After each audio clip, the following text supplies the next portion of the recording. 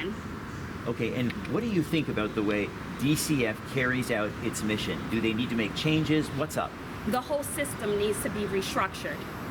Okay? Their laws, regulations, their policies and procedures, they all need to be restructured because they don't benefit the family and they don't benefit the child at the end of the day. Because when you rip a child away from their family, from their father, from their mother, or whatever, you create emotional damage for that child that is everlasting, that will last that child's whole lifetime, no matter what home you place them in. No matter if you place them in a mansion surrounded by a golden gate, you will create psychological damage. So DCF needs to figure out a way to give the children back to their parents. With my brother's situation, it wasn't my brother, it was the mother. My brother didn't even know that the child was his. The child was 3 years old. When it was taken from the mother, it was placed with my brother, not with my brother, it was placed into DCF custody. The mother said, well, this is the real father, not this one that's on a birth certificate. They contacted my brother, but they had to do a DNA test. In this time, the child was placed inside of somebody's home temporarily. That person hired a lawyer. My brother didn't have enough money to hire a lawyer. That person went to court and they fought for that child, for my nephew. His name is Brandon Joyner. And what does DCF need to do differently, in your opinion? They need to stop looking at their policy book that they wrote, right?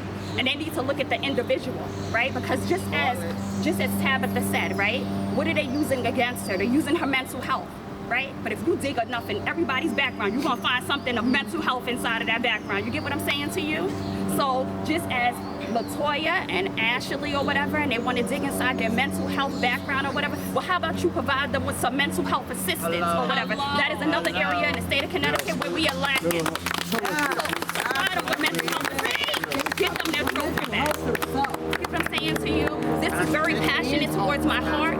This means a lot to me because when I came here today, I didn't know it was to this magnitude. Start that again, this is but don't hit the microphone, Oh, please. It's okay? Oh, it's okay. Okay, so tell me, one more time. So you said this is important to me. This is important to me. And just like you said before. This is very close and dear to my heart. I am passionate about this because of the fact that it's ripping children away from their homes. You're ripping them not just away from their mothers and their fathers, but their aunts, their uncles, their grandparents, or whatever. You are creating generational divide.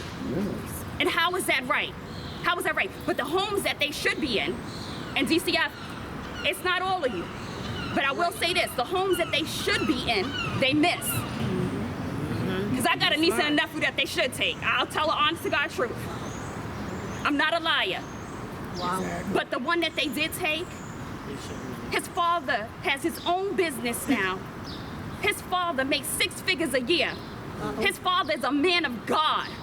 Jesus. So for you to rip him away from him. And still to this day, me and my husband, we get on our knees every night and we pray for my nephew. Brandon Joyner, wherever you are, we love you. Wow. We love you. And you have a family out here, and I pray that you one day will be able to see this and that you will come to us. Excellent. We are in the state of Connecticut. We know you're in New York somewhere, and we pray for you every single day. Jesus. And if you could, well, how about this? Give a message directly to Madam Commissioner. Look in